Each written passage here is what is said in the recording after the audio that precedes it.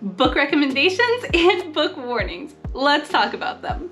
Well, my first warning has to do with the fact that I am a mom of 4 boys, ages 5, 7, 7, and 9. And while these boys enjoy adventure and want a thrilling book, sometimes I just take a recommendation from someone and I forget to check what all is in that book. Like in Otto of Silverhand, when Otto's hand gets cut off or the 2 barons fight till the death, my boys don't always end up very happy with me in some of those situations.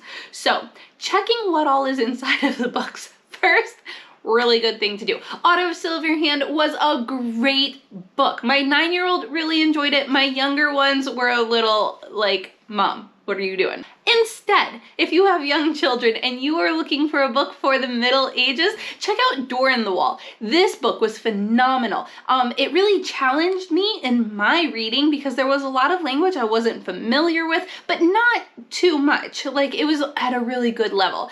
It really expanded our vocabulary. It expanded our understanding and knowledge of the times and what was going on. It was the fun adventures of a little boy along with some of his companions that were helping him out. This was a really good book that you should check out.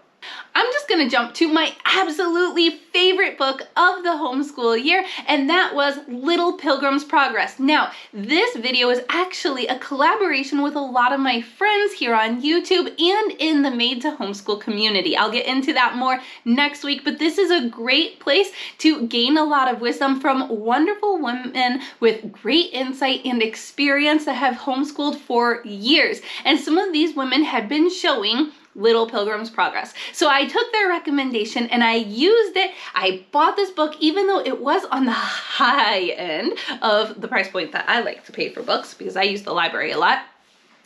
So worth it. In fact, I would say that this should be a curriculum for your school year. It should be an absolute must for you to read to your children in the upcoming year.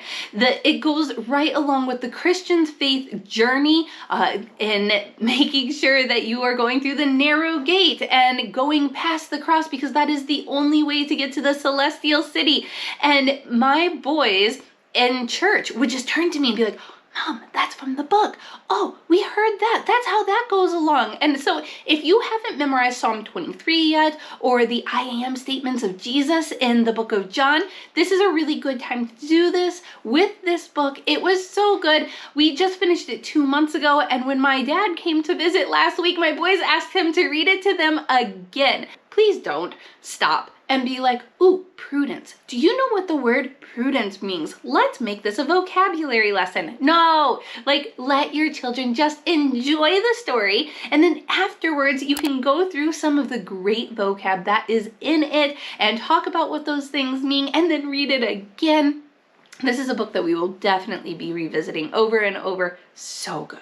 When we were learning about inventions, we did the book, The Toothpaste Millionaire. Katie from Life in the Mundane recommended this book, and I absolutely loved it. My sons did too. It's about this little boy who sees a problem and the cost and the expenses that are going into things and thinks I could do that a lot cheaper. And him and his friends in school actually create this whole company. This was such a fun book to read, very educational and inspiring. We had a really good time with this one. Let's talk about some classics because you really shouldn't leave these out, even though they might be a little challenging. You could just get them off of like Audible to listen to, or Hoopla is a free library listening app that we use in our house.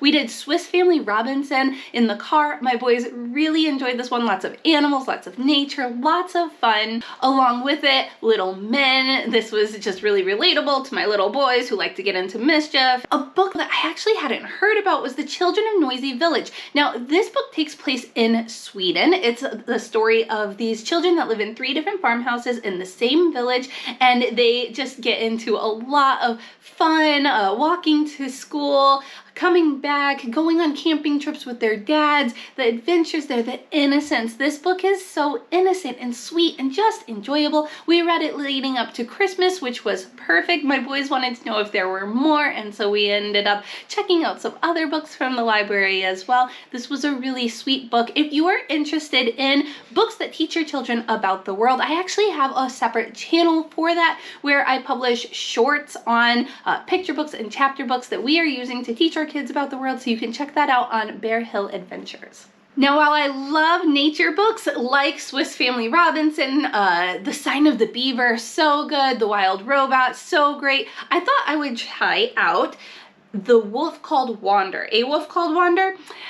Now, the first chapter, I would say actually after like the first couple of chapters, it's fantastic. It's about this wolf that leaves one area that he was born in and has to find a new place to live and start his own pack. And it's based on kind of a true story of a wolf. Very cool.